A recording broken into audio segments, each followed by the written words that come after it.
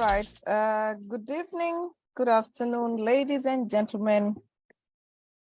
Good morning as well for those who are joining us from other parts of the world. This is great. Gosh, I've been introducing myself the whole day today. So yeah, right. My name is Grace Nzula. I'm an HR consultant and trainer with the Tara Solutions. It's really, really lovely to have you guys on the call. Thank you very much for making the time to join us. Thank you very much for choosing to be here this evening. We appreciate you. You are tuned in to Get It Right with Tara Solutions. This is a webinar series that seeks to demystify issues in employment and entrepreneurship. We do this every Tuesday from 8 p.m. to 9 p.m. We are on season 4. We have done this since 2020, June, and we have been really grateful for the opportunities to just serve the nation and also change the world through information. That's our mission. We are here to change the world through information. And we do this in partnership with a number of organizations.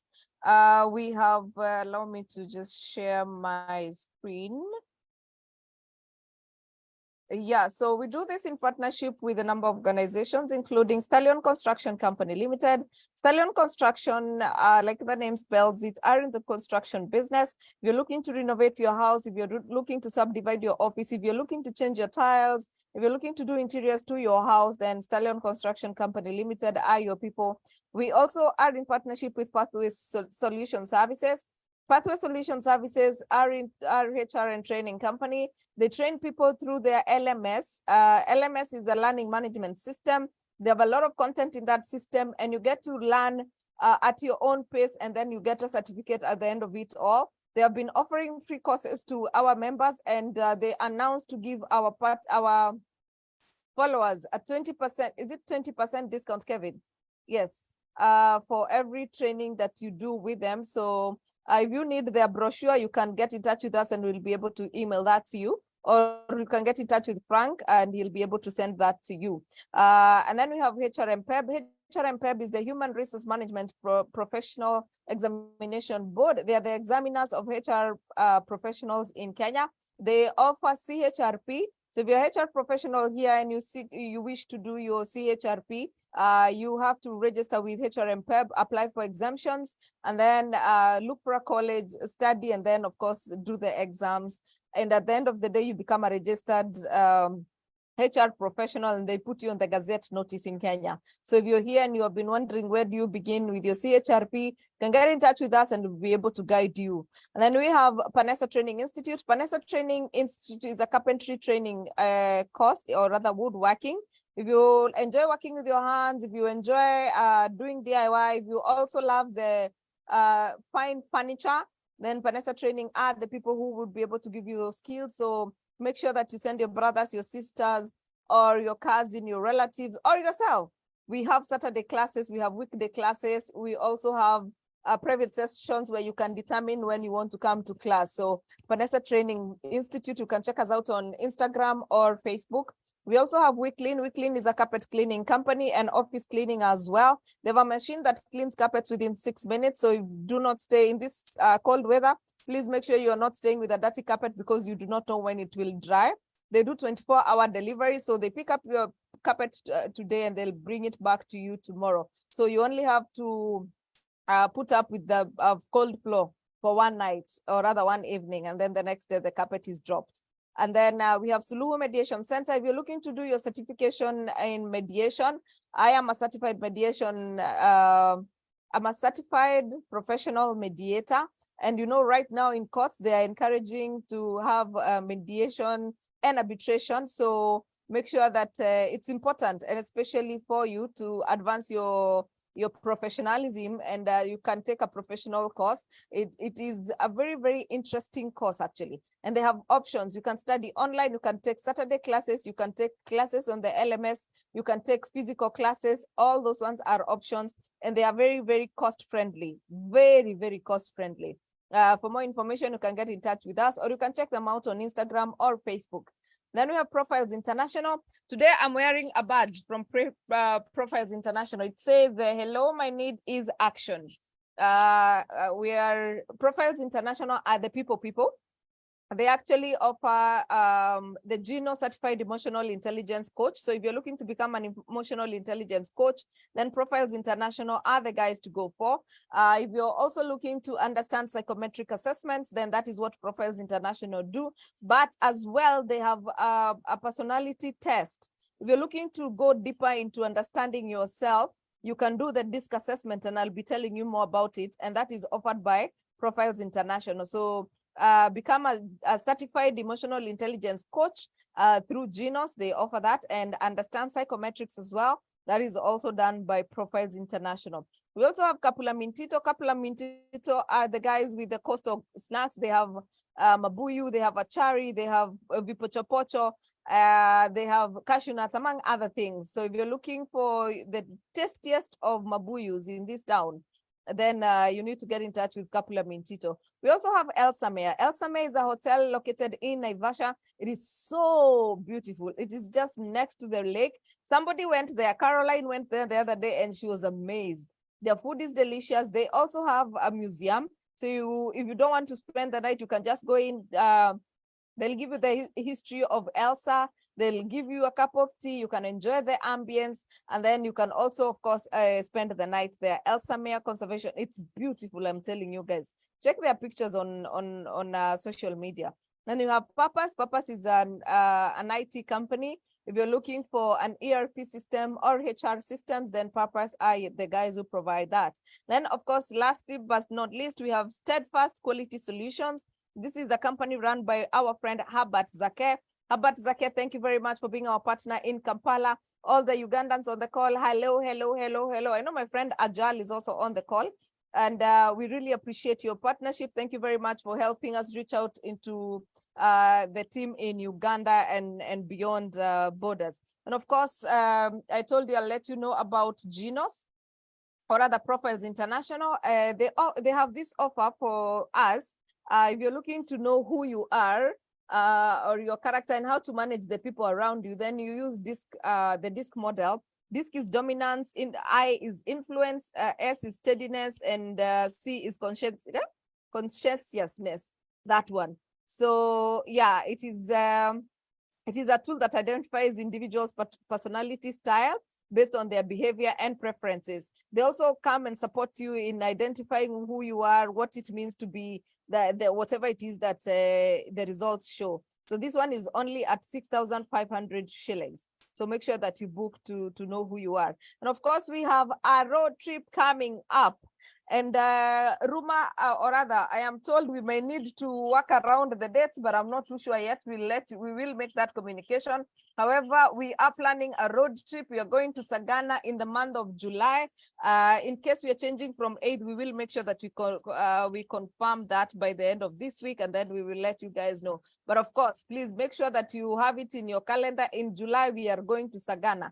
And we will work around which date exactly once we discuss amongst. Something came up this morning and we might need to change the date from 8th, but we will keep you posted, of course. Please mark your calendar and let's do this. Let's go learn, have fun, network, and also just get out of town. I mean, surely we work so hard, you know. All right, so tonight we are continuing with our conversation on mental health. And we are honored to be hosting Madam Wariimi. She was on our screen, I think it's season 1, I think, or season 2. And yeah, she shared with us. She was a panelist with Nancy. But Wariimi is a mental health champion.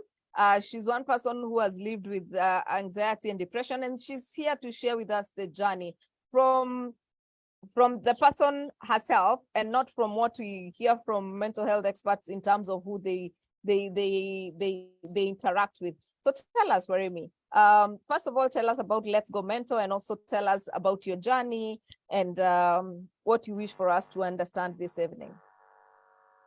Okay, thank you, Grace, for having me here today. I'm really honored to be able to come here again and be able to speak to your partners and your clients. It's really an opportunity. I'm really grateful for the opportunity.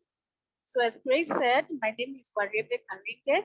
I'm the founder and CEO of a mental health organization called Let's Go Mental Kenya. Let's Go Mental Kenya was registered in 2020. And I will, as I share my story, I will share with you how Let's Go Mentor came about. But our main focus is to create awareness in the society, to demystify mental illnesses, and to provide support to those people who struggle with their mental health. We do this through social media. So we know the platforms, Instagram, Facebook, LinkedIn. I'm mainly active on Instagram and LinkedIn. That's where most of my following is. And then we also do corporate awareness trainings where we either online or physical awareness workshops. Now, this is all dependent on what the client wants. And also, and over and above that, we also have art therapy sessions, which are part of the awareness as we get to use art and creativity to be able to tap into your mental health. So yes, in a nutshell, that is who I am and who Let's Go Mentor is. All right. So tell us a bit about how did you get diagnosed? Did you always know that you were suffering from anxiety and depression, or how did this come to be?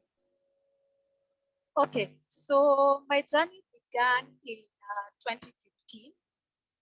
And what happened basically was during my sister's wedding, that was in June of 2015, I was her best man. And at the point where they were exchanging vows, since I was on the podium with them, I started shaking, I started trembling, I started sweating, and I knew for sure that I was going to collapse.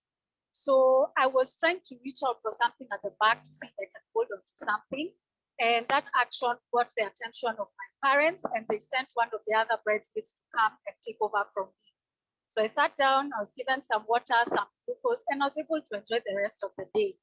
So of course, at the back of my mind, I kept wondering, what was that? What was all that about? I just did not understand it.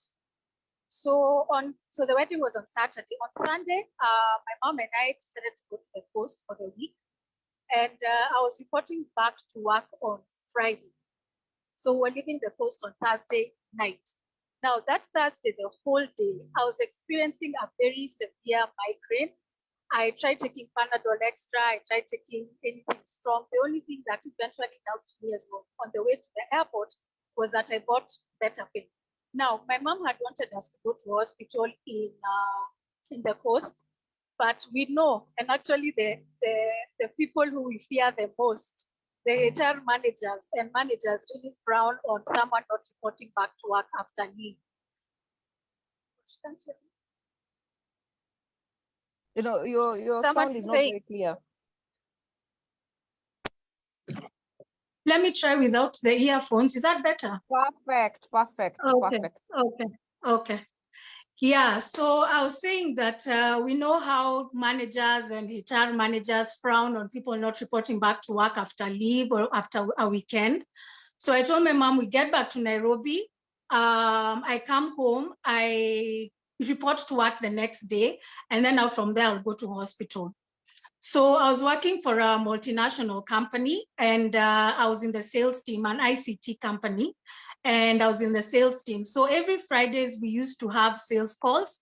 And on this particular day, one of my managers was pressuring me to give an update. And yet I had been away for the whole week. So I kept trying to tell her, this was on chat. So I kept the in-house chat app. So I kept telling her, let the person who had sat in for me give the update. I'll get an update from them as well after the meeting. And then now I can meet up with her later and we can discuss about it. But she was not in agreement to that. So she kept pushing. And the same feeling that I had during my sister's wedding, the dizzy spells, the sweating, the trembling, basically they all came back at once. And before I knew it, the next thing, I found myself in Nairobi Hospital. So they did many tests initially, and they really didn't find anything wrong. So, but now at the point of when we were doing tests, when we were moving from one, say, department to the other, at this point, I could not walk. I could no longer walk. So I actually had to be wheeled around the hospital. So since they didn't find anything at that particular point, they decided that I should get admitted. Now, there was also something else that I was experiencing, is that after I collapsed in the office, it's like I stopped being aware of what was going on around me. I did not know what was going on around me. I knew I was in hospital, but I was not making sense why I'm there. Some of my workmates were there. I was not understanding why they're all there. Like, there was just so much. At some point, my parents were called. My dad came. I was not understanding why he's there, you know.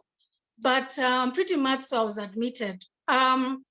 We did numerous tests yet again, and everything was coming up clean, and which was quite surprising, because I always confess to people that in my heydays, I really partied. There's one thing I did in my life, is that I partied.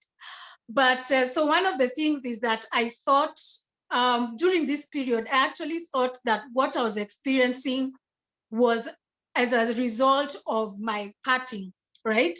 But now, after about 3 weeks of being in and out of treatment, seeing different doctors, I had to be discharged without any conclusive diagnosis. So I went home for about a month. I was put on medication, yes, but it was not treating anything. It was just to manage whatever it is that I was going through. So we went back to see a neurologist, because remember I mentioned about the migraines that were really, really an issue. So we went back to see a neurologist, very good neurologist, Professor Kyoy. Unfortunately, he passed on because of COVID.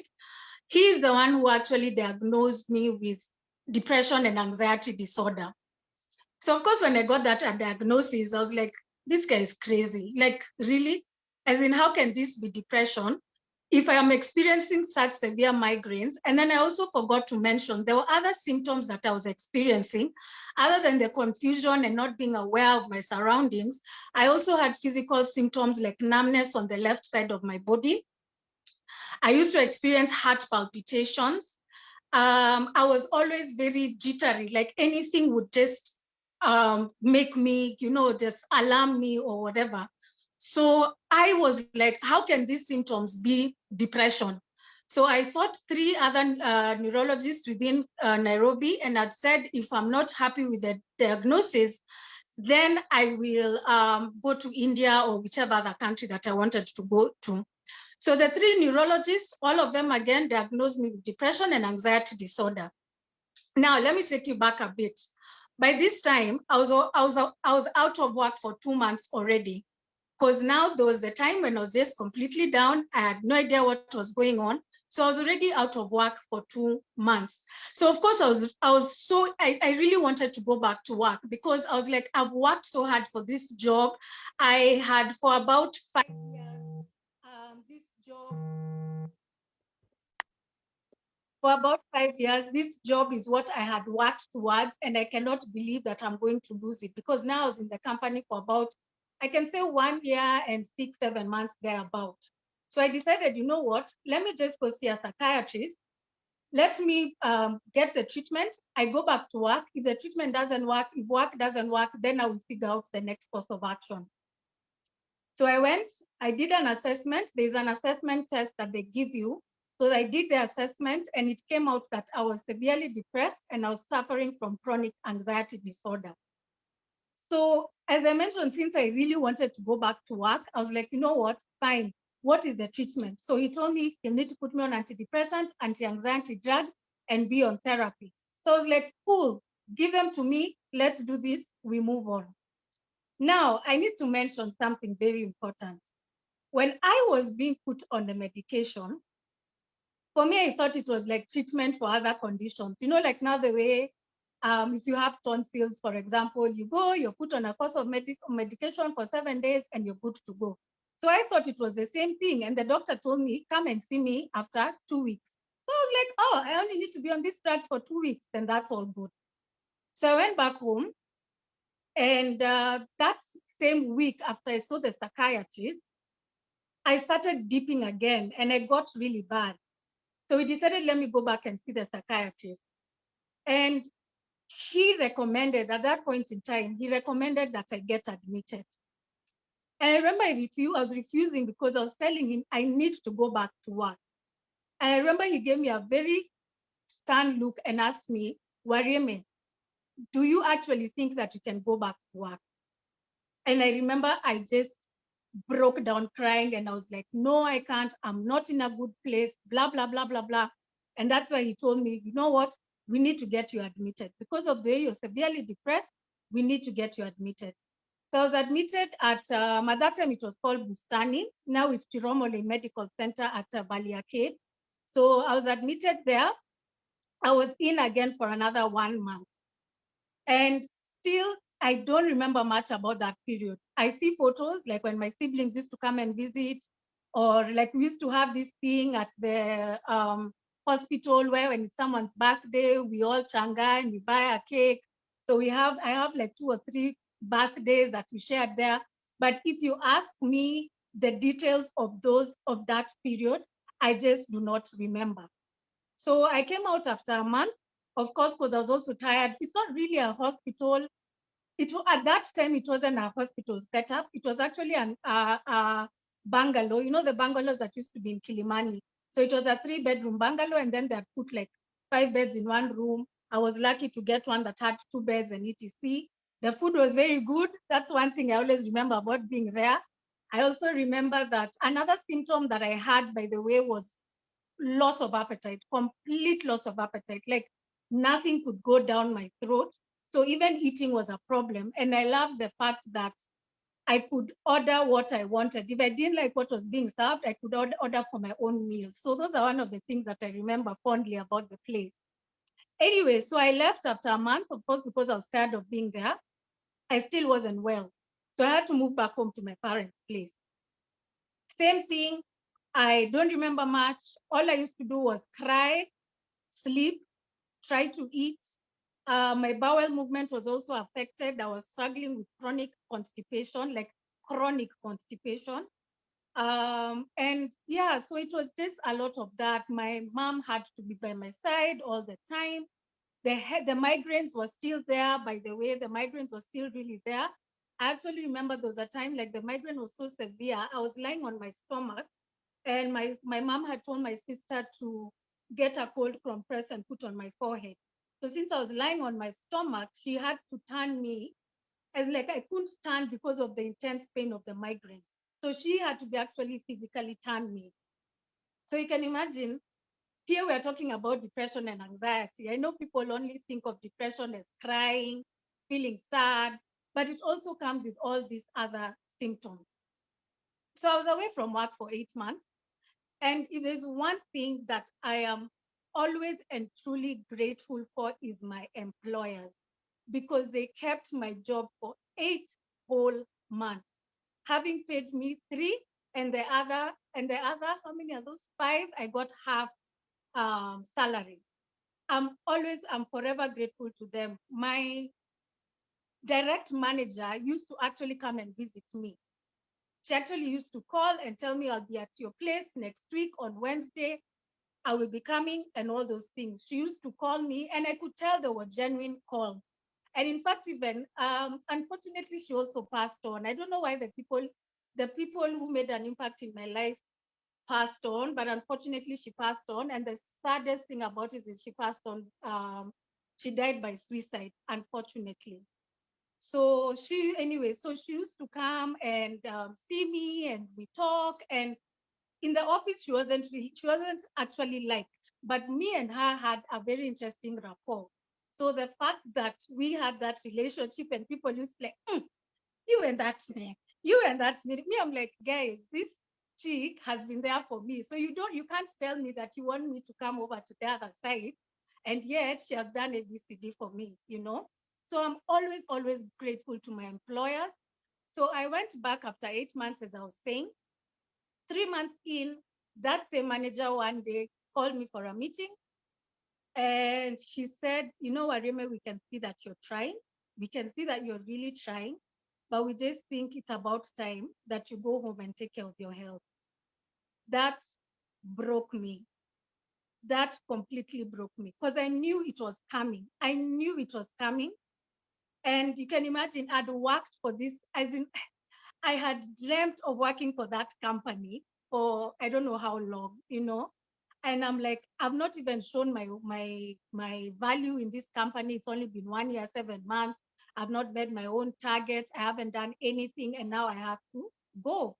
But anyway, so well, I was let go, and they actually gave me a very good take-home package. I think that's the advantage of working for these multinationals. So I normally tell people, actually, I used to work for a Fortune 500 company.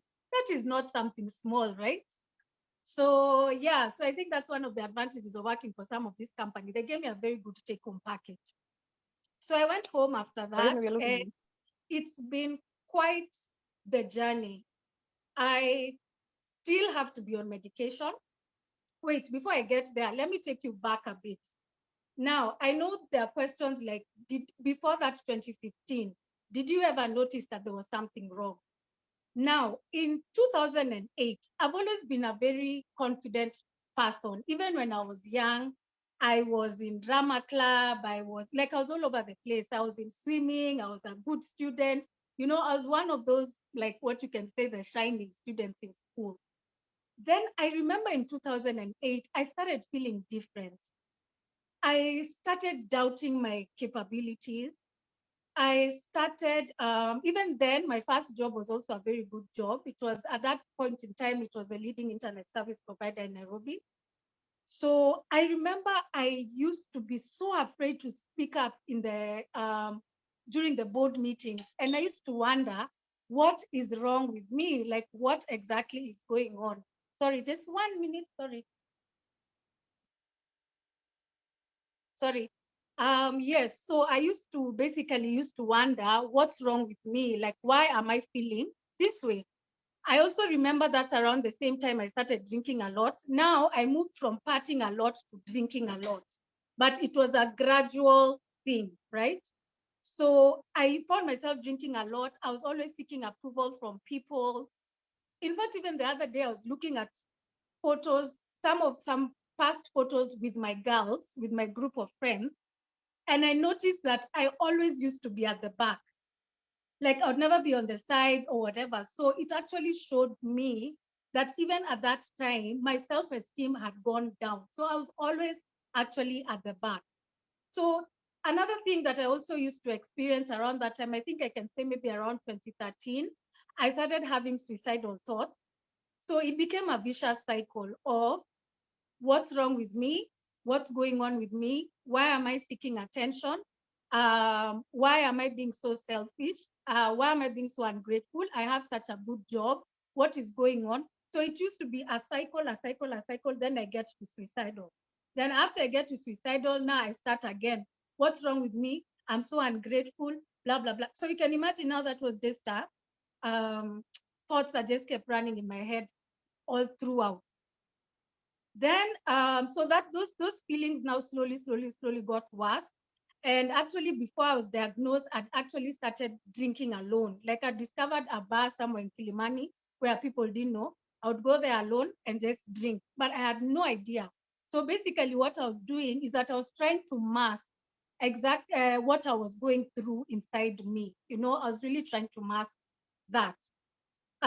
So, and then also the headaches. I remember I also used to experience headaches before the diagnosis in 2015.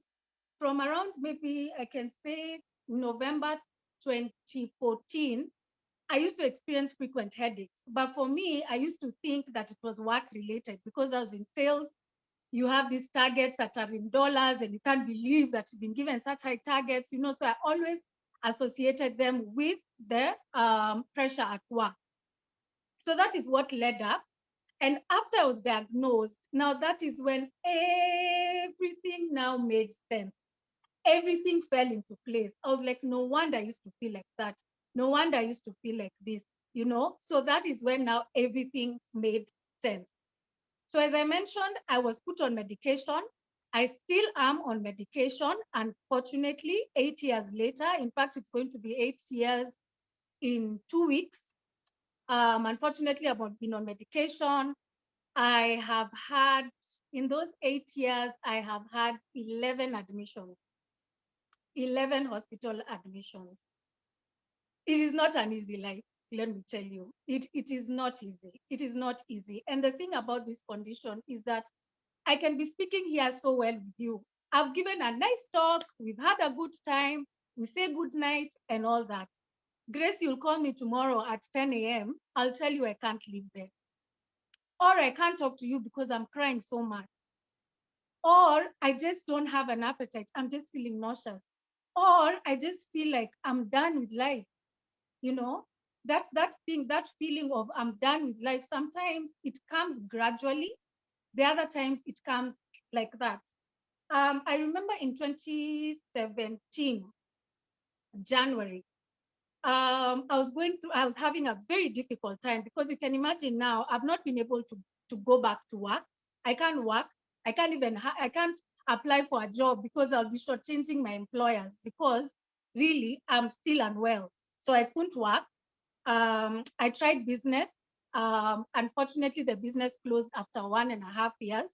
And this was in 2018. I opened it in beginning of 2017, then it closed in June of 2018. Hmm, June, June 2015, June 2018. Anyway, yeah, so it closed in 2018, and then that took me a very deep path. So now in 2017, I remember there was a time now when the shop was giving me a lot of stress. I couldn't go to work. Sometimes the shop would remain closed for days. My sister would sit in sometimes, but she was still in school at that time. So sometimes she was not available. I would hire girls. They open the shop. They're not there. You know, all that drama for businesses. So, and I remember that time I was in a very deep, dark place. And on a Friday night, I called a friend of mine. So I had to stop drinking, of course, because of my condition and the meds. I mean, for me, it was a personal decision. First of all, because I took advantage of it because I always wanted to stop drinking. And then, of course, because of the medication. So nowadays, when I go out, it says basically to dance. So that Friday, I wanted to go to Kengeles. I wanted to go to Kengeles and dance. I have babies here who are running around. I wanted to go to Kengeles and dance. So I called a friend of mine, went and we danced and we had a good time. And Return the phone where it was, Wariimi. Your sound as is, soon as we're I losing entered you. the house, I was done with life. Like I was completely done. So I started looking at my cat. That time I was living in a different house and it had the rods. So I started looking at the curtain rod and I'm like, is this going to hold my weight? And then what am I going to hang myself with? So you can imagine from say what 6 p.m. to midnight, I've been happy, I've been dancing. Well, not happy genuinely, but like I thought the dancing would uplift my mood, but now it was actually the reverse.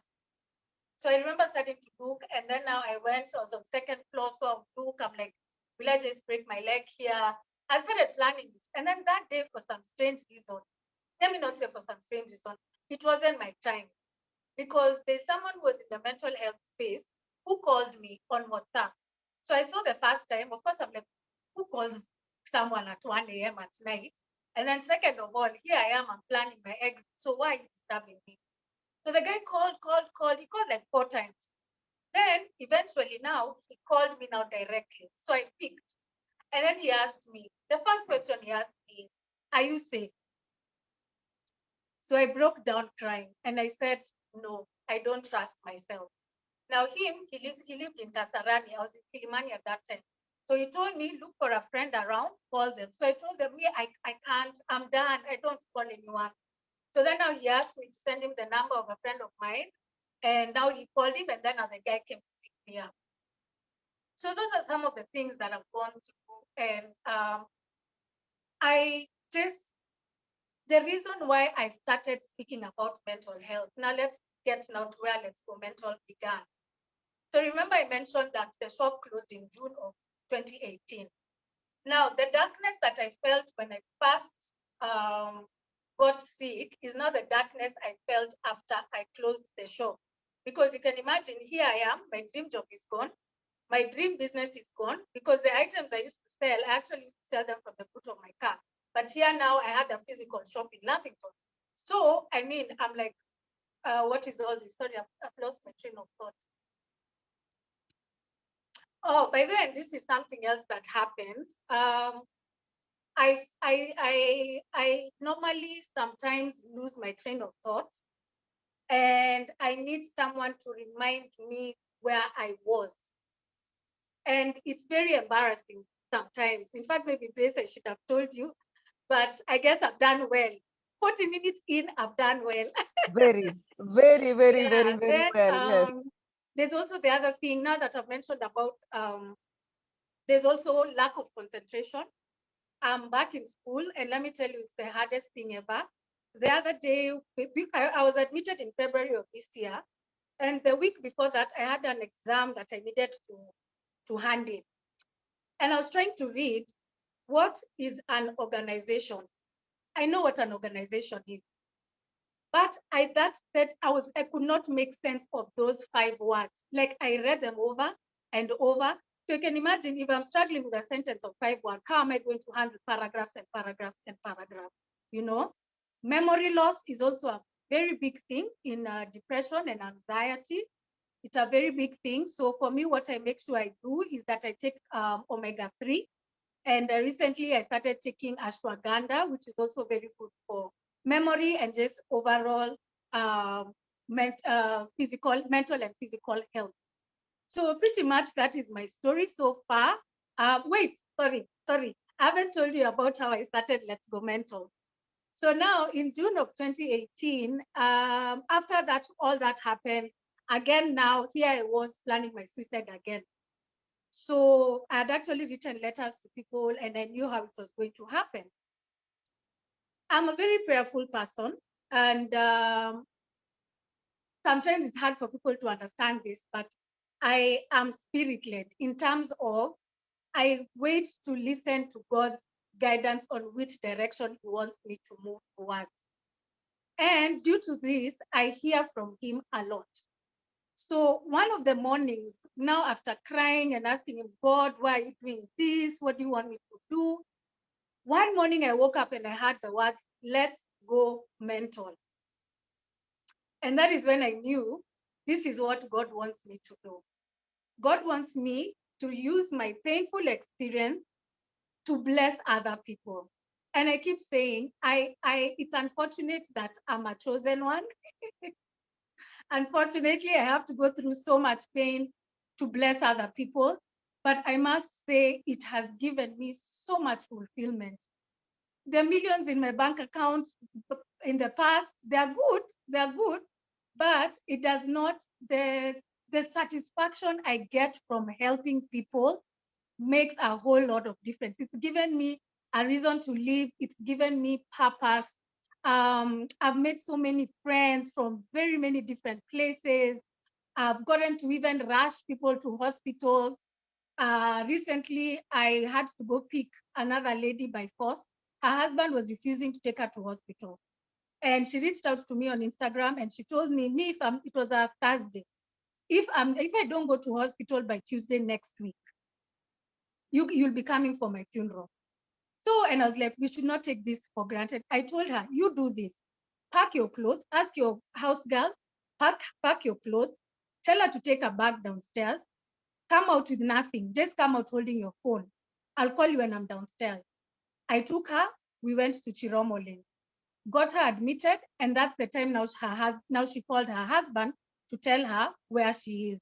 And let me tell you, after she was discharged after 3 weeks, the husband was so grateful to me because he's like, if I continued with the mentality that I had of, oh, she's not trying hard enough, oh, she's pretending, this thing is not real, then it would have been a different story. So in a nutshell, that's my story. And now the floor is open for questions.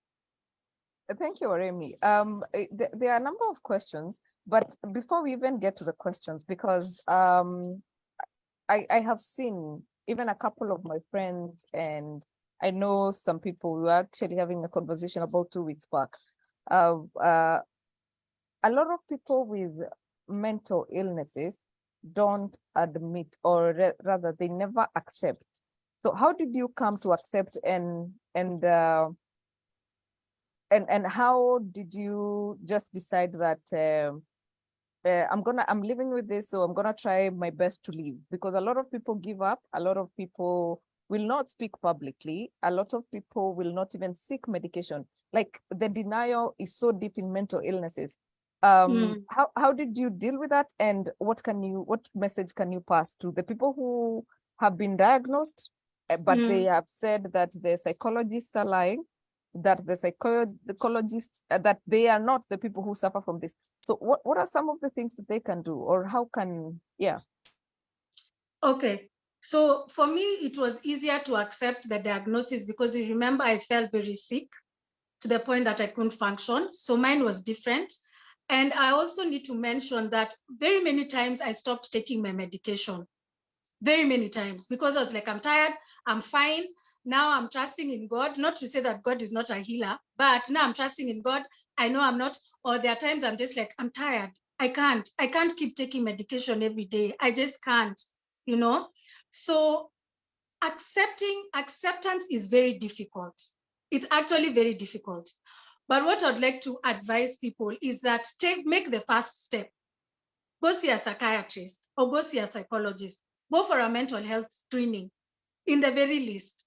And you know, something else that I normally hear from people is that, oh, how can I go and talk to a stranger? How can I tell them all these things? Let me tell you, those doctors don't remember anything once you leave that office. They have another client coming in, and maybe the tears you cried, someone else is crying worse than you. So we need to remember that they are professionals. There's a reason why they studied, to be able to take care of us. I also like giving this example for the ladies. We know how to do our makeup. We know how to put lipstick, eyebrows. You know, they're the basic mascara, foundation. There's a basic. But when it comes to an event, even if you're attending an event, what do? You hire a mental makeup artist, right? For the men, they can shave their own hair if they wanted to. If you wanted to learn, you can shave your own hair. But you choose to go to the barber. Why? Because they are specialized in that. So in the very same way, these doctors are specialized to take care of your mental health. So just start the journey slowly. It started the journey slowly, and then support is very important. I am always so grateful to my family. They were all very supportive. Well, I think for them, it was more like, what is going on? We don't know how to handle her. We don't know how to deal with this. So they were very gentle because they didn't know exactly what was going on. But I'm so grateful for the support. And something else that I've learned along the way is that support does not only come from the people you expect the support to come from. My best friend is a doctor, and I imagined that she would be there for me unconditionally. I don't see her. Okay, so let me call her. She's no longer my best friend. But anyway, I never saw her during that period, you know. I've had things said about me, right? Like, for example, I'm exaggerating. I have had situations where I've gotten panic attacks in public, and things will be said that I'm exaggerating. So I normally ask, who has the measure of exaggerating? You know, if it's someone else who has an anxiety attack, tells me I'm exaggerating, then by all means, let's agree on that. But just because now you have your own perspective of how I should carry myself with this condition, right?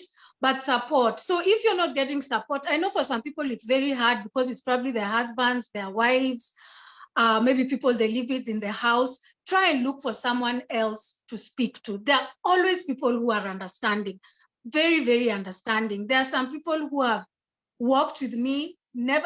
I'm telling you, there are people who, if they see my call and they're doing something, they will always speak and they're like, hi, I'm in a meeting. Is everything okay? Then I'm like, yeah, I'm fine. They're like, okay, we'll talk later.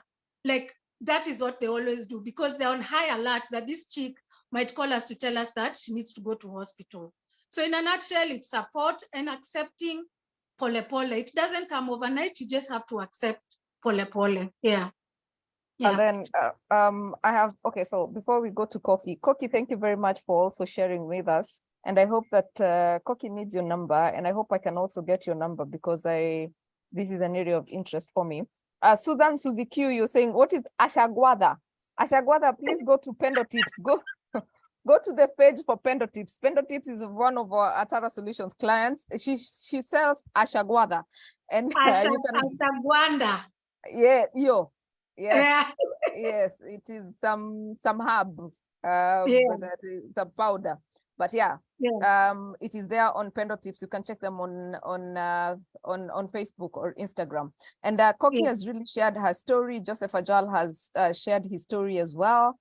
And we have quite a lot happening on the chat. And but there are quite a number of questions like, where is Karon Jangiro's question? That is what I'm looking for.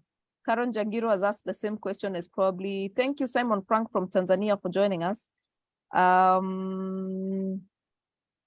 Oh my God, where is this one now? Karon Jangiru and Joe Mukoko, you asked the same question. I am trying to find it. Oh yeah. Okay. So there's a question on what do you think brought about your depression?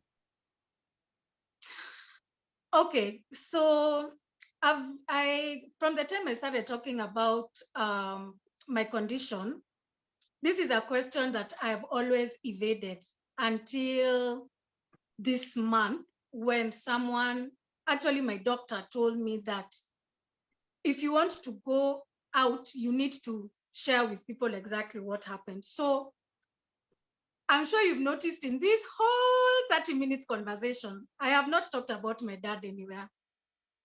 And that's because we don't have a good relationship with him at all. He was emotionally abusive. He was physically abusive. In fact, yesterday, I found myself thinking about, and the funniest thing is, so I'm the firstborn, and the funniest thing, he was never physically abusive to my mom. He was never physically abusive to the rest of my siblings. But me, he's the one who used to beat me. And it would be a plate is thrown at me, a cup is thrown at me for little and very mundane, minute things. So I grew up with that. And also, as I said, I was a good student, but he never acknowledged that. So that pressure of having to, so the anxiety where it developed from is from early childhood, where I would always be like, I want to pass, I want to pass, I want to pass, so that dad can tell me that I'm doing a good job, I want to pass. So it was such high pressure because of him, and also giving him my report card used to also be a lot of high pressure. So just because of that and trying to please him made me develop anxiety.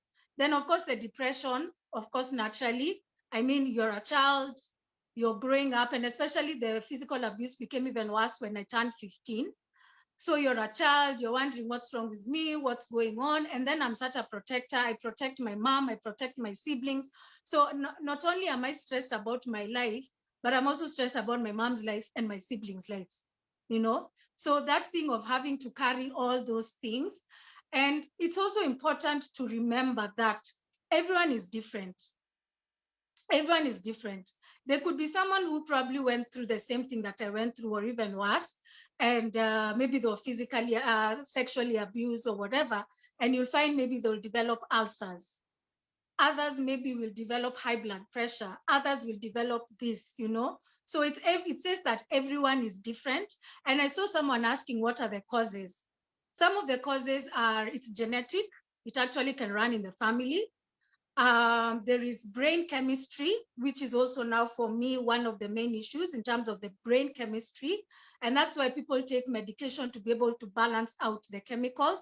And then the third one is life events. So loss of a loved one, loss of a job. You know, there are some people who just can't handle things. As I said, we are different. And also happy events can cause things like depression and anxiety. For example, when a mother gives birth, she can develop postpartum depression.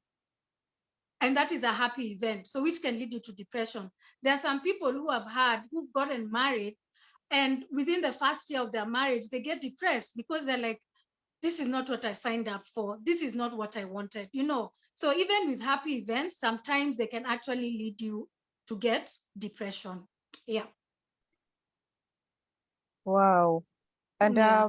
there's a yeah, I hope we have like 1,000,001 questions on the way it starts and all that. But there's a question from Wagaki saying, thank you for your honesty. Some of the side effects of mental health medication is weight gain and laziness. How do you deal with this? He said laziness and weight gain. Weight gain, yeah. We have actually 3 comments on weight gain. Okay. So when I was put on a drug that made me gain weight, I went to see my doctor and I was like, I told her I cannot be overweight and depressed. Okay. Those two just cannot go together. So look for another medication or another mixture or something. Let's see how we can work. And then the funniest thing is the medications that make you add weight are actually the ones that work very well. It's very, very interesting. I don't know why, but that's actually what happens. And even in my support groups where I'm at, there's a lot of questions. There's specifically one drug. Every time someone puts in the group, we're like, oi. Either if your doctor is good, they'll agree, because there are some doctors who are like, no, you have to take that medication. At least mine, we have a very good rapport. I've been with her since 2017. Very, very good friend of mine. And at least also with her, I'm able to walk. I'm even able to tell her, no, I'm not taking that drug, by the way, doc. Ebu, give me this other one. And she's like, now you've become your own doctor. I'm like, yes, because I read up on these medications. So yes, if it's when on weight gain, speak to your doctor about it. Making you feel lazy, lethargic, speak to your doctor as well. They will definitely be able to find solutions or alternatives to that. And sometimes maybe we also need to mention that sometimes it's not necessarily that the attack will come when you're at home. Sometimes it just comes from the anxiety attacks or the yeah. Somebody I can be talking to you, I can be standing somewhere with you, and then for me, when my anxiety comes, I feel like I have butterflies in my stomach, so I find myself starting to kind of like jerk forward. I don't know if you can see the movements. So like I find myself jerking like that, and that is when I know it's about to go down. So either depending on how severe it is. So there are times I'll just take a step out from where I am, do breathing exercises. Breathing exercises really, really help with anxiety. But of course, now when it's fully blown, by good luck, I've always been around people who notice, even strangers, and I'll sit down with them. One of the things that really helps me calm down is if someone holds me. So even if you're a Boda guy and you're closest to me, I will tell you, nishike tafadhali, until it goes, So just holding the person, for me, that touch helps me. I've had a couple of people saying that as well, taking me through the breathing exercises as well. And then I'd also like to say something very, very, very, very, very, very important. Ladies and gentlemen, if you suffer from anxiety disorder, or you suffer or you're experiencing anxiety, coffee is the #1 enemy for anxiety. #1. You should not put it down. If you have anxiety disorder, you're feeling anxious, you see, coffee is a stimulant. Caffeine is a stimulant. So it will make you even more hyper and more alert as opposed to calming you down. So if you take coffee, substitute with drinking chocolate. I take drinking chocolate. There are times, like say, for example, today I was good, but if I was feeling a bit anxious during the day, I would have taken some hibiscus tea. It's also very calming. Hibiscus tea is very calming. And then we also have chamomile tea, which you can take at night, because chamomile tea has a sedative effect to someone. So even if you're struggling to sleep, just take the chamomile tea. I know for some people, it doesn't put them to sleep, but at least it calms you down. So you're not very on edge and stuff like that. It just calms you down even when you're in bed. So yeah, the anxiety attacks, my dear, I've had them very many places, very many. Even on live TV, on Citizen, and I had to walk off. But I'd warned them, I told them, this is what I require. They're like, no, you'll do it. I told them, guys, this is what I require. No, you'll do it. 2 minutes in, anxiety attack in the ear. So I had to walk off stage. Yeah, but anyway, yeah. I really, yeah, I know we are going to Facebook. But just before we go to Facebook, allow me to just do this statement. I've seen the question on Facebook, Kevin, and I know we need to answer that. But allow me to just say this. For the people who are opening up about the struggles they're having, we really appreciate that you're able to speak out. We appreciate that you're sharing. And for those of you who are going through a difficult time, we want to tell you that send you hugs, virtual hugs, like they've virtual hugs to you, virtual hugs to you. It is okay, you will be fine. And if you need people to talk to, please reach out. We have experts who we can refer you to. You can always, I think, reach out to Wariimi. She can also guide you. And you're not alone. I just want to say you are not alone. You are not alone.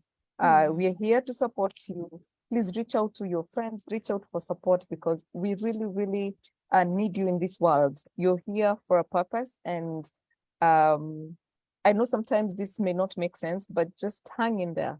Hang in there. Linda, please let me know which country you're coming from, and we'll see if we can find you support. And Wariimi will tell us just after Kevin checks what's on Facebook. Some people are asking which are the support where can we get support, or which are there support groups for people with mental health issues?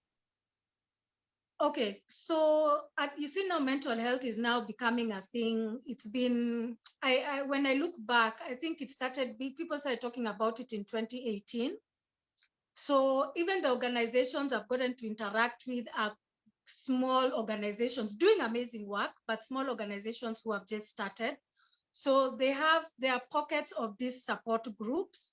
So I'm not able to say that you can go to this support group, because now it is dependent now on each organization and what they provide. But in terms of where to get these resources, they can always reach out to me. I have a database. Unfortunately, we've not been able to put it on our site yet. We're still working on that. But I have a list of doctors within Nairobi, a few of them out of Nairobi. There are also some free clinics offered by the Nairobi Metropolitan Services, and also any level 4 hospital. You can also get mental health treatment from there. And if you're someone on this call, another very important point, when I speak to people, they're like, yeah, I think I'm depressed, but then I think I'm going to use my willpower. I'm going to work out because I don't want to go to hospital and be put on medication. Now, the question is, when you sprain your ankle, you'll take some ointment, you'll rub on it, and then now you'll put a bandage around it just to give it that support, right? But if you decide, so that will be the treatment for that point, and you put the bandage for a while, the thingy, and then you remove it once your leg is okay. Now, if you continue walking on that leg and continue walking, it will just become weaker and worse and worse and worse, right? Meaning that you'll have to go to hospital for further treatment, whether they'll put a cast or whatever. So in that same way, it's the same way people should look at getting mental health treatment. The earlier you seek help, the less likely you are to be on medication. The medication that you're fearing, the less likely you are to be on medication. The longer you wait, the worse you're getting, and the higher chances are that you'll have to be on medication. And by the way, you don't have to, for some people, based on where you are on the spectrum when you're being diagnosed, you don't always have to be on medication. Sometimes it can only be therapy. Just need to go for therapy sessions and then get through that. So if you're mildly to moderately depressed, you don't have to be on medication. But you see now, if you're mildly or moderately depressed, if you continue ignoring it, it will move to moderate to severe and stuff like that. So I'd just like to encourage you, anyone on this call who's suspecting that they have mental health issues, seek help early. You'll find that you only need to be on medication for a year, for example. I have a friend who listened to me. Some of them don't listen to me. A friend who listened to me, and she went to seek help early because she had just gone through a divorce and she was not coping. So she was on medications for a year, and now she's good. And now she knows how to cope. She works out, she eats right, she surrounds herself with the right people, you know. So she had to go through that. So yeah, that's what I'd like to say. Thank you very much for that. Kevin, you I'm can go. seeing someone asking for my contacts. Yes, we have a lot of people asking for your contacts, so you can be Okay. typing them. Kevin is going to Facebook. I am just going to read a few comments on the chat. Please share Wariimi's contact. I'm also available to share my experience with anyone who may require some encouragement through sharing of personal experience.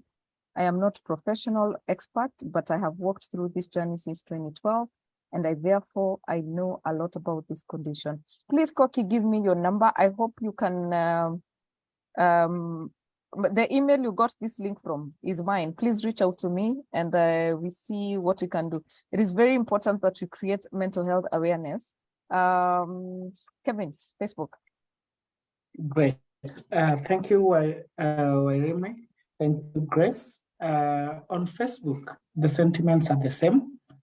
We have someone asking, I suffered panic attacks. Symptoms are almost similar to depression because for me, it started as fear, having thoughts that I'm dying very fast, heartbeat, can't eat nor sleep, and headache at the back of my head.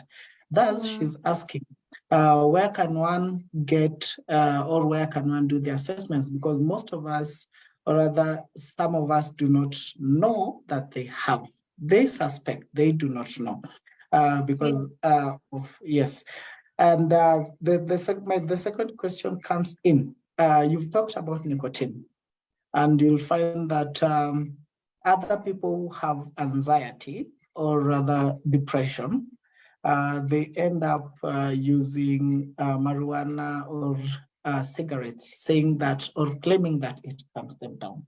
How or what are your sentiments about the same? Because from your talk, I think or rather believe that I've heard you say that nicotine should be your number one, like 000. Yeah, So how can someone, or rather, what are your sentiments about these two questions? Back to you. Okay. I think clearly this path that God has taken me through, I really need. He's really forcing me to Giannica. Anyway, I used to be a smoker. So I quit as soon as I felt sick, and then when I started getting stressed again, when the business closed down in 2018, I started smoking again. And it's a lie that it calms you down. It doesn't calm you down. In fact, it exacerbates the anxiety.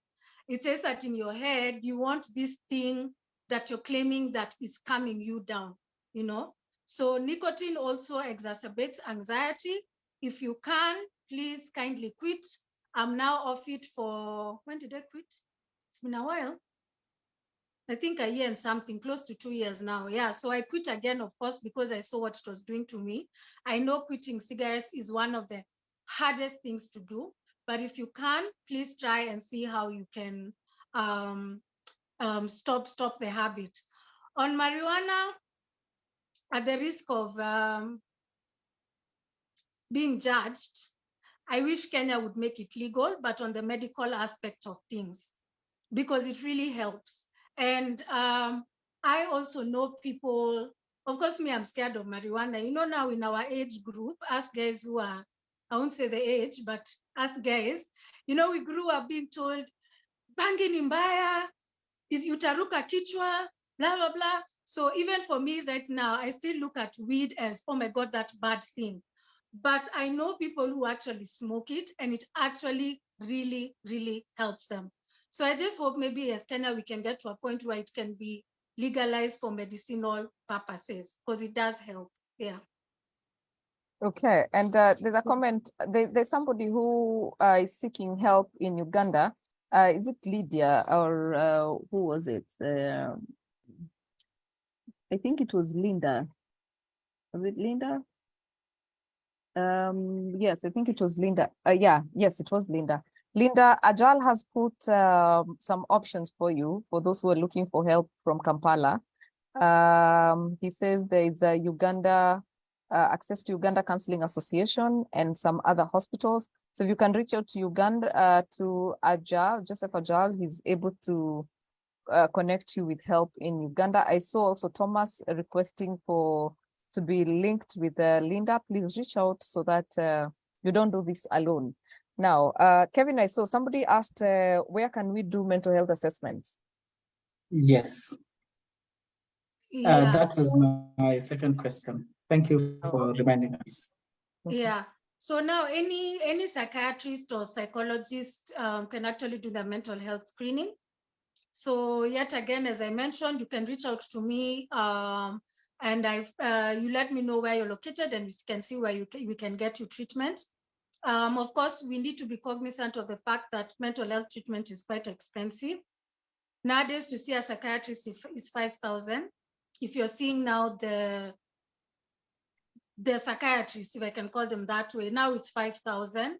To see a therapist, it's about psychologist therapist, it's you can find from about 2,000 up to 10,000. I discovered someone the other day who was charging 10,000. But anyway, she has her clients.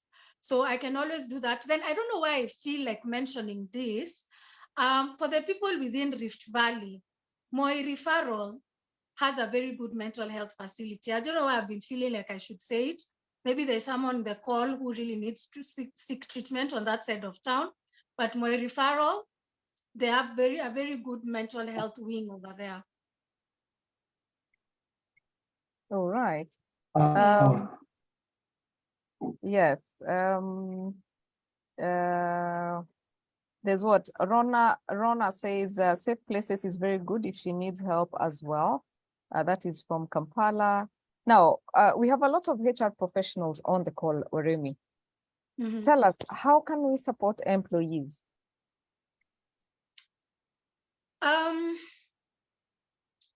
I could say the first thing is that, HR managers are mean. Am I allowed to say that here? Some HR managers are mean, some, underline. thank Okay, you. some are mean. But I think when it comes to matters of mental health, yes, Linda, some. When it comes to mental health, whether it's an employee, whether it's your colleague, whether it's your family member, it requires a lot of patience. And I know sometimes extending patience and grace to an employer, to an employee, maybe you have this one who's a drunk and never comes to work and So you're dealing with so many people's stories that sometimes a genuine case can get lost in that perception of this person is pretending or this person doesn't want to do this. One of the things that I know for me really stood out was absenteeism. I found myself really struggling to go to work. So I'd always find a reason not to go to work. But I couldn't, like the reasons were not, like I just could not understand why I could not get up to go to work. So it's just to understand why is this person missing work, And then you look at their past. How were they performing before? Were they a top performer? Is there anything you've noticed in their demeanor? Maybe in the way they dress? Because like one of the things that manager was telling me I was good friends with, I love dressing. I really love dressing. And one of the things she noticed initially was the fact that my dressing had gone down. Like I was no longer taking care of myself. So has a person's dressing changed? How is the person eating? How is the person interacting? So we need to now start patiently looking at the person and looking at it as what I can call as a sensitive case. Yeah, that's the word. So just get to speak to them, find out what is going on. You need to, of course, create a safe space for employees to be able to come and reach out to you. And if they can't reach out to you, speak to you, just ask them, do you need to see a doctor? You don't have to say which specific doctor, because usually people are like, no, I don't need. But you can maybe gently guide this person and tell them, you know what, maybe you need to go see a doctor. We can be able to support you. How do you want us as an organization to support you? You know, is it leave that you need? How many days? Do you think if it's being away from work, do you think if it's going to help? Then try and see when they come back from leave, how is their energy after that? Has it changed? You know, so it's just a matter of, and I've seen someone writing their empathy, and you know, empathy is very, even me who's in this space, to be honest, and who suffers, sometimes I want to like shake someone and be like, what's wrong with you, you know? But I've also had to learn a lot of empathy, a lot of patience, listening. You know what we normally do as human beings? We listen with the answer in our head.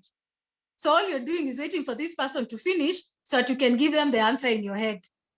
But we don't take the time to actually listen. And that is something that I have come to learn. Actually, I think I was born as a good listener because people have always said I'm a good listener. So that's why I ended up here. But even if I'm a good listener, I still have to be very conscious and need to listen to what this person is saying. What can I pick from them? How am I going to answer the question? Right now, are they asking for a solution or do they just want to vent? If I'm giving them their solution, you know, let me give an example. Like, say when someone is out of a job and maybe you meet the person and they're like, oh, I've been out of a job for 7 months, nini, nini. And then you'll always hear, have you tried maybe KCB? Or maybe now you start giving the person ideas and you're like, I've been out of a job for 7 months. Don't you think I have thought about all those solutions? You know, so pick and see, does this person want advice or do I just need to encourage them? So it's about listening, empathy, guiding them towards also having employee, what are they called? Wellness programs. Employee, sorry? Wellness Wellness Yeah, programs. employee wellness programs. Coming up with employee wellness programs. That's one of the things I do with one of our board members. She's a psychologist, so we have partnered and we are able to come up with employee wellness programs for different organizations. So that's also another way you can be able to help them from in-house. And then now, as it starts, now for them seeking now treatment and whatever outside. In the office, it's very, very important, because that's where people lose it, honestly. I Yeah, hear you. Yeah. So Kevin, before we go on to the other question, please tell us, I have seen Frank, have you seen Frank's offers for today? I have seen them. Would you kindly give me the right to share my screen? You should be able to. I had dropped off the call. Oh. Yeah. Okay. I have them ready. There you go. There you go. Perfect. Thank you, Wariimi. Once again, we can't really get over thanking you for bringing to us this grateful opportunity. As I'm about to share my screen regarding this. Oh, perfect. I believe we are all able to see my screen. Grace, confirm for me, please. Yes, we can see your screen, Kevin. Perfect. So for today's session, Pathway Solution Services has offered to train 3 individuals of free sponsorship for 2 trainings on the above. That is, we have manage workplace anxiety, stress management, workplace and life balance, improving self-awareness, change management, and emotional intelligence. So if you feel you are in need of such a training, kindly share an email to Frank and Grace justifying why you should be given such a sponsorship, and the offers of applications are only limited to 12 hours. That is from now. It's on the basis of first come, first serve. So kindly make sure that you have them on dial. That is Grace at Atara Solutions, and Frank at pathwaysolutionsservices.co.uk. Let me just confirm for Frank as we move forward. Back to you, Grace. Yeah, so thank you very much, Kevin. Thank you very much, Frank. We appreciate you. Please make sure that you email, not share your email here, but rather send us an email.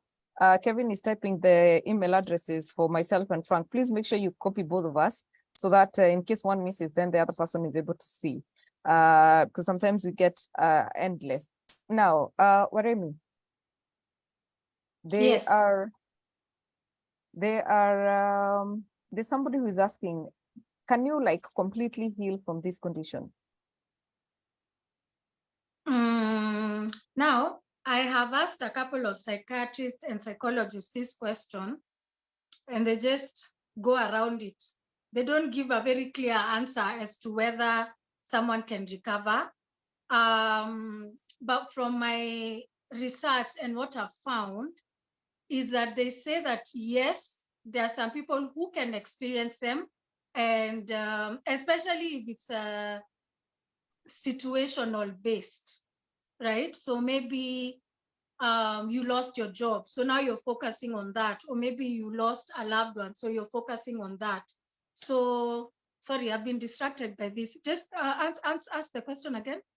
Can we recover fully from? Oh, yes. So, I guess what I found is that, yes, there are some people who recover, but there are those ones who will maybe experience the symptoms maybe after another 5 years, or maybe because now, life is not a plane, life is ups and downs. So you might find something. So if you got the condition initially, then it means you're highly susceptible to it. So I cannot give a yes or no answer. The same way, my doctor also does not give me a yes or no answer. I hear you. And I like the comment from Marvin, who is saying, did you know that Profiles International offers emotional intelligence courses, which will help you understand your emotions and as well as that of others.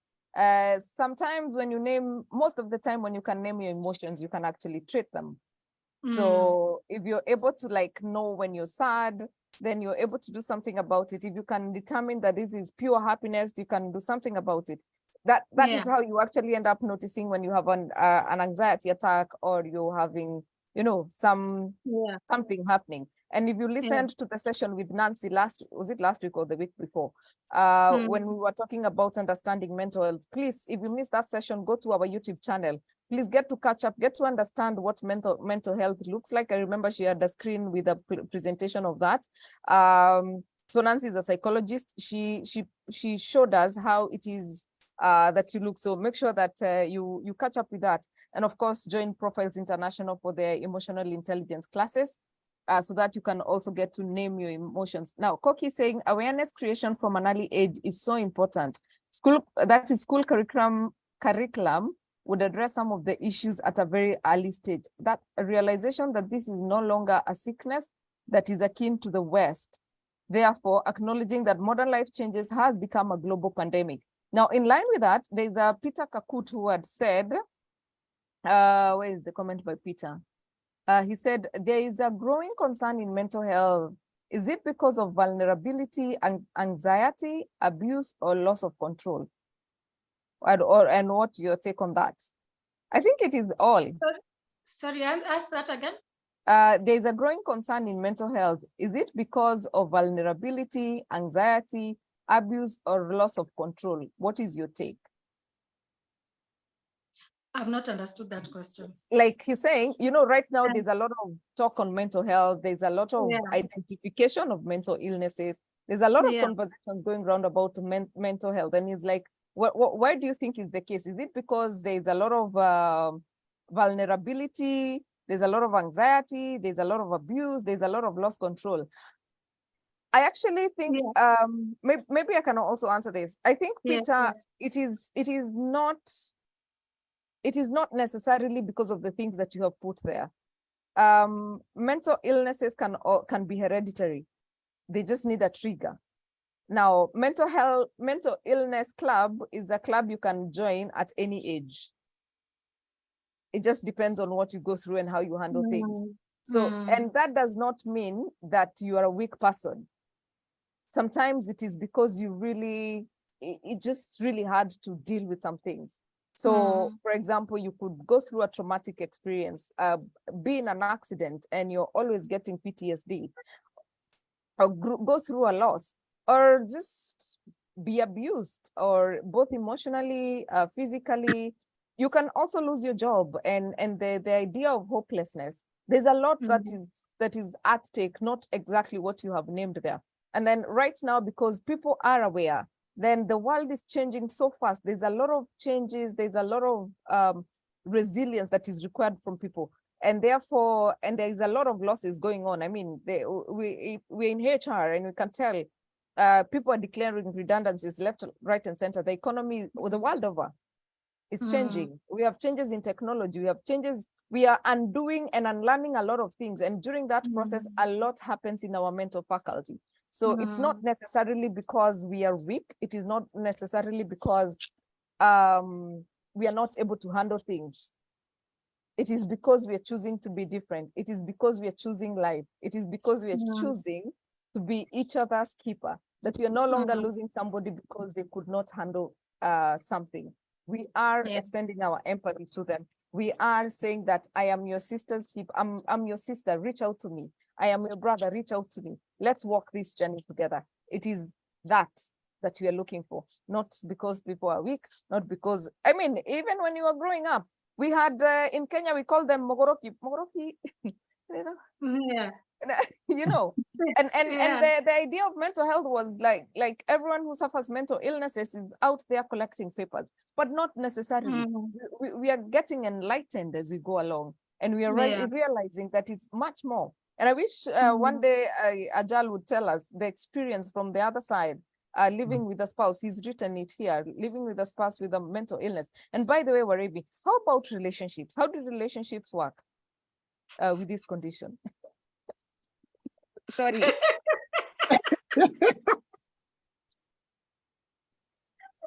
Okay, please. Akiniachwa. Uliachwa? Okay. That should be a laughing matter, but No, now I can laugh about it. Now I can. It took me so long to get over it.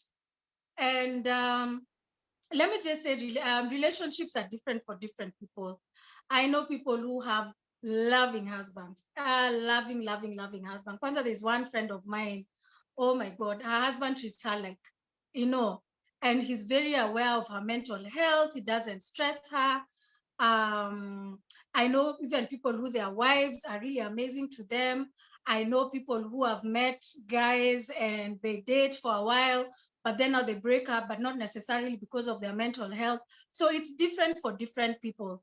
For me, in my case, the last relationship I was in, because you see, 2015, I wasn't in a relationship by the time I was falling sick. So, but you can imagine 2015, 2016, and better part of 2017, I was struggling with my health. And then in, I think, was it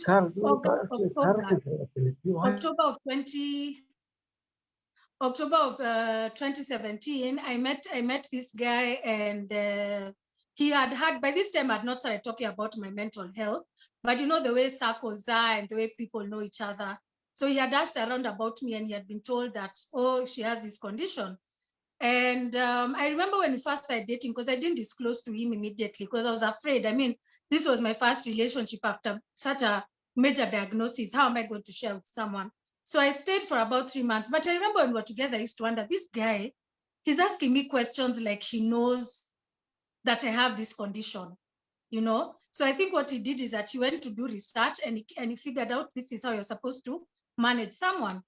So after those 3 months, eventually I told him, I showed him my medications, and he told me the way he's so proud of me, that I have taken this leap of faith, and I'm doing all these things. Let me tell you, I was made to feel, I'm everything. I think month 5, the guy saw my depression, because now I think first I was in honeymoon phase, so I was enjoying myself, I was good, and then now the condition now came back. So he saw it for a whole week. And after that, I've never seen him. And I'm Oh, not lying. no. I've never seen him after that. Yeah. So You were I guess ghosted. yeah, yeah, sorry. You were ghosted. I was ghosted. By the way, I was ghosted. Can you imagine after being told, oh, you're doing such a great job by getting treatment, I'm here for you. I was told things, until I saw it. So right now I'm still in that space of, let me deal with my issues first. And then these other things will come later. And I'm happy, by the way. I'm actually quite happy. I've been telling young girls, imagine, don't think that relationships define you. Of course, it took me a while to get here. But don't let relationships define you. It gets lonely. I do get lonely, especially when I'm sick and I'm here at home days on end. I chose to live on my own. Of course, if it was just my mom alone, I would have moved back home. But of course, home is not, it's a trigger for me. It's not a safe space. So I live on my alone. So you can imagine when other friends are not coming or stuff, sometimes I'm like, I really wish I was dating because at least the person would be here, things like that. But I'm still living, I'm fine. And yeah, relationships are different. Let me just say that. You've really made me give out my love life over here to how many people? 158 people. We were actually 250 before 9 o'clock. Yes. But we were 250 and we are not counting Facebook. All right. Ali Dero, you had your hand up. Is it because you wanted to share something? Ali Dero, your hand is up. Yeah, okay. I wanted to share something. Yes, please go ahead. Yeah, I live in Mandera. Yes, Ali. And I think most of you only heard of Mandera. It's a triangle border, and it is situated on the right, Somalia, on the left, Ethiopia, whereby we really enjoy.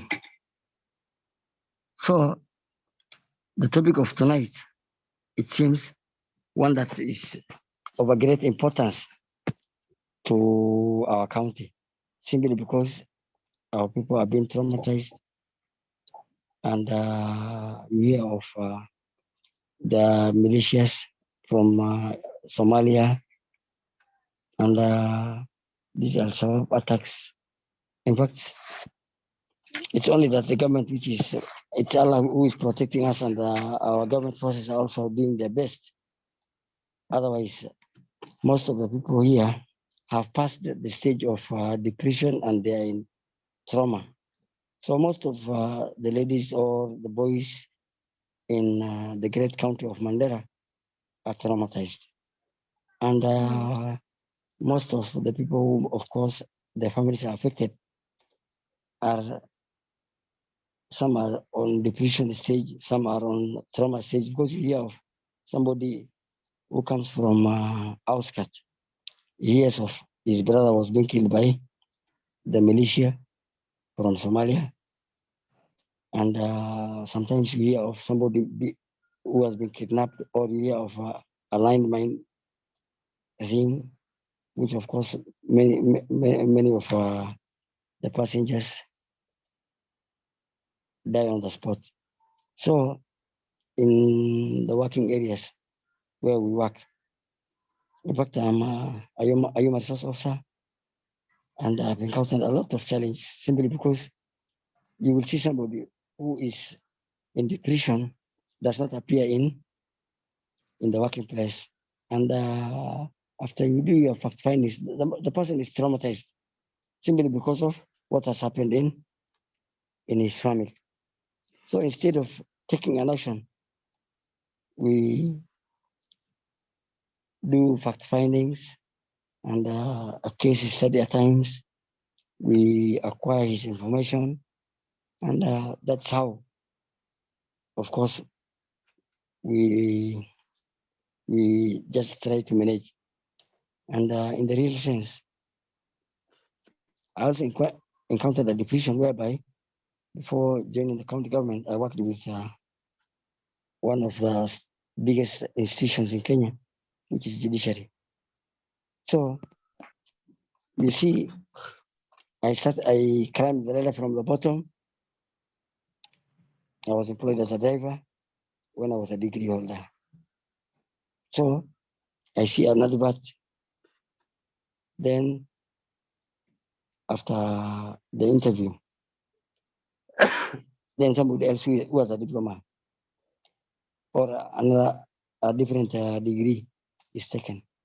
So in the working environment itself, will create a scenario whereby the person is being pulled, then he sees he is somehow neglected, he talks of his mind, then that person decides to resign or just forget about that institution or that working environment. So in my case, I disappeared for 3 months and I was nowhere to be found. When I was told to appear before the disciplinary committee, then they never honored my issue. And by then, I was not as such mature like now. That was about 5 years ago. Then people have, when of course, when there's a labor court, which of course sometimes even if you don't have money, you can get a lawyer. Like you can get a lawyer from Kenya Human Rights. I never knew of such things. Then, without knowing my status, I just disappeared. And when I appeared before the disciplinary committee, I explained my problem that over 7 times I appeared before a panel for an interview. And always I'm told I'm not successful. And the person who has been taken is somebody who does not qualify. So in such scenario, you will say the environment is pulling you, you talk of your mind, and without even resigning, you disappear. In fact, I could have been very happy or appreciative in this session of tonight because when I disappeared, I was in a depression stage. Then I was traumatized by the environment. If you can connect me with a lawyer so that I get my gratitude or my small pension, I could have appreciated. But after passing all those through havocs, I had the patience because I'm a Muslim. I said everything that happens to me is with the will of God. And I believe even the Christians believe that everything that happens to you is with the will of God. So I'm so sorry. thank you very much. Yeah, thank you very much, Atta and Wariimi for sharing us with the experience. But I'm now mentoring a lot. Thank you very much, Ali, for sharing your story with us. And I hope that you have been able to find help. And of course, you can reach out to me and we can see what is available on the side of Mandera. I see something, Wariimi, you can share with everyone. You've shared with me. I've shared with you only. Yeah, just share with okay. everyone. Yes. Joseph Ajali, you wanted to say something? Yes, please. Thank you very Go much, ahead. Grace. And thank you very much, Wariimi, for being vulnerable enough to share your story. One thing you've done majestically is you've broken the stigma.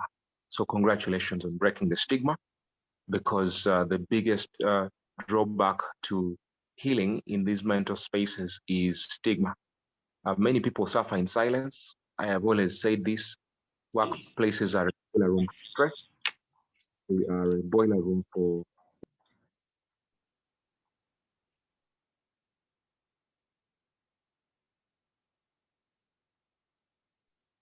We've you might lost you, have a Ajal. situation. Yeah, I got muted centrally. I think I was saying, yeah, I was saying that your vulnerability to come out openly has broken the stigma, and you must be praised and commended for this. Don't ever feel bad about sharing your story. You connect with many people who have suffered similar experiences, who are suffering similar experiences. You can see on the chat, oftentimes when you speak at workplaces about these things, Some questions you ask to raise their hands, others they just don't raise their hands. But you even speak to them and say, even if you don't raise your hand, reach out in private. It's okay to reach out in private.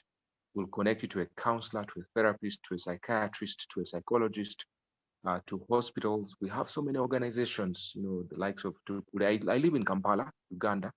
So we have so many organizations here that supporting mental health awareness and creating support for workplaces, employee assistance programs, EAPs, the likes of Minet, and so many other organizations. You know, we have private hospitals, government hospitals.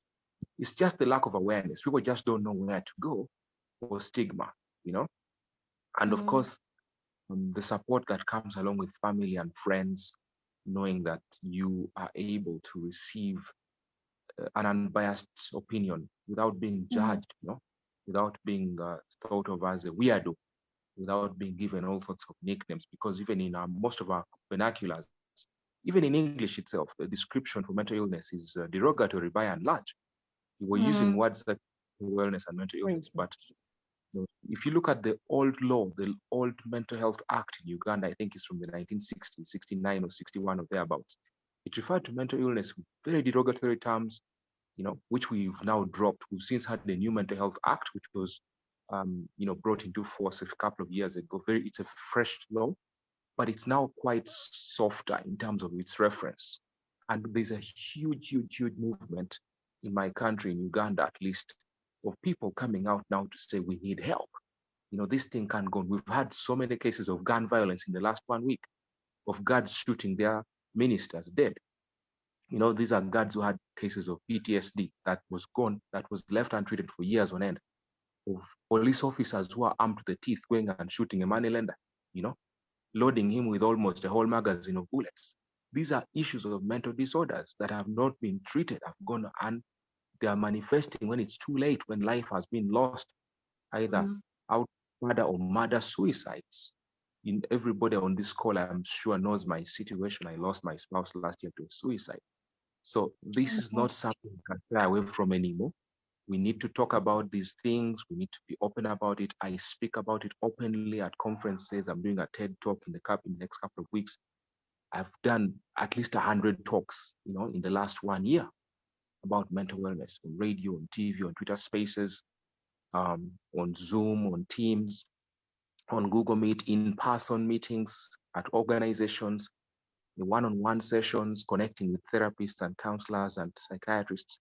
So help is on the way, like I said in the chat. Let's not shy away. I want to give you big, big kudos, Wariimi. Wariimi, keep doing what you're doing, and Grace providing the platform. Thank you.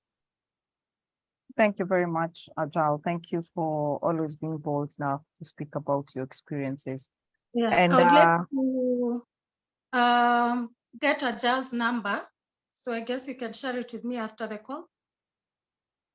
Sure. And yeah, so yes, Ajal. Grace may share my contact with whoever needs it. Okay. Sure, thank you for that. Right, Jacinta, where is our Facebook? Not Facebook. Where is our WhatsApp group? We know we can be here. It is, hey, Wayne will kill us for giving him a very long video to edit, but we shall be fine. Yeah, so allow us to. We are coming to almost an end, but before we get to Wariimi's parting shots, allow us to say that this conversation is brought to you by Atara Solutions in partnership with Profiles International, HRM PEB, Stallion Construction Company Limited, Paneses Training Institute, and Suluhu Mediation Center, among others. And we wish and we are committed to making sure that in this mental health month, we are bringing to the fore a lot of information, because we believe that information saves lives. I remember growing up and being told ignorance has no defense, and we are making sure that you ignore at your own peril. So that is what we are on a mission to do. Please join our WhatsApp group and get to know what's coming up. Now, this month, we have been trying to do a lot on mental health, but of course, in between, we have joined us. And next week on Saturday is International HR Day. So that by default, sends us to discussing HR, to having a HR topic next week. So we are going to have a panel discussion of 3 HR professionals, Kenya, Uganda, and Tanzania. I'm very excited about that. And we are just going to figure out how to grow our own careers, and HR professionals get advantage because I'm an HR. And Atara Solutions is an HR firm. So we sometimes get exclusive information for HR people. So that is what we are planning for next Tuesday. And of course, after that, we are coming back with a mental health discussion as we go towards the end of Mental Health Month, and then we continue as we go along. So please don't forget to book the trip to Sagana coming up in July. And of course, yeah, so right. Wariimi, your parting shot. Yeah. So my parting shot is that it's very important to prioritize your mental health. You can see from my story, it has disrupted my life. I no longer receive millions. I no longer drive a big car. You know, relationships, friendships, it has affected my friendships. It even affects your self-esteem. Even when you're going through, there's the self-esteem of the illness, and then there's the effect of the self-esteem. So what am I trying to say is that there was a time when I mentioned that right now I can be okay, and then tomorrow I can wake up and I can't leave bed. Now, there are times when I've had to cancel on talk engagements. I've had to cancel on dates with my friends, or if it's a birthday, even missing like my nephews and nieces' birthday, you know, because I'm not well. So prioritize your mental health. Don't allow yourself to get to a point where it disrupts your life. Be kind to everyone around you. People are going through a lot. Everyone has a lot they're going through. Extend grace. You don't have to have someone in your space, but you don't have to judge them harshly or speak to them in a certain way. Everyone has a story. That's what I keep saying. Everyone has a story. So that is one of the things I never judge. I never judge. You went which path, you did what? There's something that caused you to go down that path, and it's not for me to judge. So prioritize your mental health. Let's be kind to each other. Seek treatment early. And yeah, call me for your corporate awareness trainings, opportunities, please. Call me so I can come and give a story to your team. And yeah, and we can see how we can develop partnerships and grow with each other in this space. And then I wanted to mention to the guy in Mandera, I would like to challenge him to give the governor, or rather see how he can, as a county, they can come up with a mental health strategy for the county. And being him who has experienced a mental illness and he knows where he's coming from, he can see the issues, then it could be something that he can work on and see if they can get a buy-in from the county. Because to be honest, on a national level, I don't see the government getting there. I know the Uhuru government had started a lot of work by there around mental health, but then now with this new government, we've not had anything. So yeah, so now it's at the county level. We can see how we can help people. So yeah, that's it. Thank you for listening to me for almost 2 hours. I appreciate it. Thank you, Wariimi. I love your energy, and you really are blessed. And I pray that you keep staying focused. You keep sharing your story, and I hope that eventually good things come your way. I know good things are coming your way for sure. And They already yes, are. definitely. Yes. Yeah. So please, if you're having mental health conversations in your workplace, please make sure that you get in touch with Wariimi. There's somebody else who was asking about your contacts. Maybe you can reshare on the chat. I think it was it Simon? There's somebody who said, I think it was Simon from Tanzania. Yeah. Yeah. But yeah, I shared my contacts. But they'll never see it. It's Ukoju, you know, our chat has been lit the whole time. But now yeah. on my end, Yeah, it's Simon. Simon, you can also contact me. I know you have my WhatsApp number. If you're in, I think you probably got our link from FVIT group. you can contact me and I'll share with you Wariimi's contact. So please look at the Mental Health Act 2022. There's some hope at the light of. Wariimi? Yes, there is hope. Yes, Yeah, it's Ali from Mandera. yes. Kindly, can you just give me your cell phone number so that because you gave me an assignment on mental health strategy. Yes. So will you kindly share with me? Grace, do me a favor, because I don't know why on my end I can only share to the host and panelists. Okay, just text, put it there and then we'll copy paste. Okay, Or preferably, Nani? you have my email, we can talk on email. Ali. Okay. Yeah. Ali, we are putting on the chat. Please speak it from there. Okay. Yes, Wariimi has put her email. Because I wanted to table that to our governor so that he can be able to invite the whole Ali, team. ndio hiyo namba tumeweka hapo, chukua hapo. Ndio hiyo email. Wariimi@gmail.com. Yes, Wariimi with a double I. Na ndio namba ya Wariimi pia hapo. You can screenshot and then you will save. The number is 0722 354456. 3544 56. 56. Hmm. So in the email is Wariimi double I. Yeah. Thank you very much. And yes. Preferably when we are closing, we need to pray. I will also pray on behalf of the Muslims. Okay, thank you. Thank you, Ali. Thank you, Ali. Thank you. I'm sure you got our link from Amina, and I'm with Amina in Mombasa right now. I'll tell her thank you. But thank you so much, guys, for joining us. Thank you for staying until now, for the 112 guys on the call right now. Thank you very much for being with us. And I hope and pray that this has been impactful for you and that you can extend grace to somebody who is suffering from a mental condition, or you can also be an array of hope. You can spread help. I mean, you can help somebody, and you can also just give a hug to somebody and say it's gonna be okay, and look believable at least. Don't just say it's gonna be okay as you run and laugh. No, just be there for people genuinely.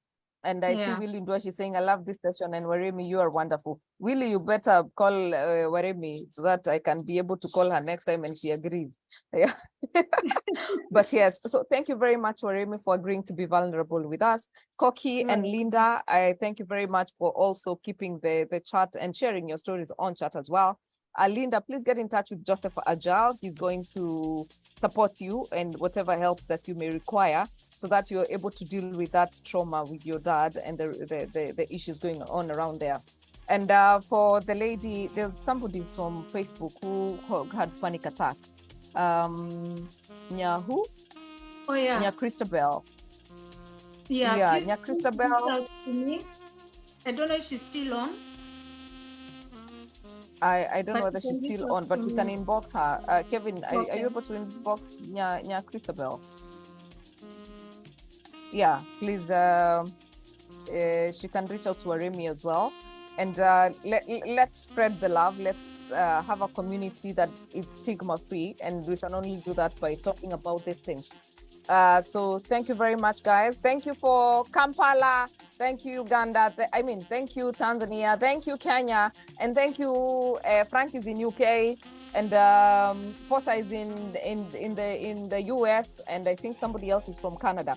So thank you, everyone who has tuned in from wherever it is you're tuning in from. We appreciate your partnership. We appreciate you taking the time to be with us. Of course, this is Get It Right with Ataro Solutions, where we always get it right. And we are on a mission to change the world through information. Please make sure that you tune in every Tuesday from 8 p.m. to 9 p.m. Oh yeah, I was told that you need to stop rapping. But yeah, it is their closing remark. How do you not flow like that, you know? There's just something that can't do that, you know? But yes, so thank you very much. I know some people are in Mombasa. If you're here, please say hello to me. I saw Linda. Linda, tomorrow you better make sure I don't see you. I have to see your face. I'll look for you with a microphone in front of the 600 people we are in the conference in Mombasa. So thank you very much, and have yourselves a lovely, lovely night. See you next Tuesday, same time, same place, as we celebrate HR professionals. Of course, this is not about being for HRs only. If you need an HR everywhere. So come and understand what you do as well. So thank you very much, Wariimi. May God bless you. May you find peace. May you find business, and may you find love. Thank you. Kevin, you're married. Kevin, go and sleep. You're married. Go and sleep.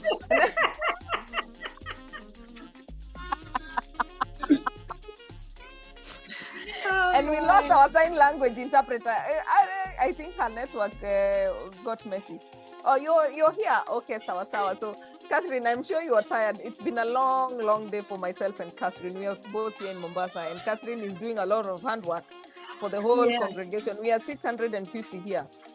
Wow. So it's a lot of work, but we are grateful. So thank you very much, and have yourselves a good night. See you next Tuesday. Bye-bye.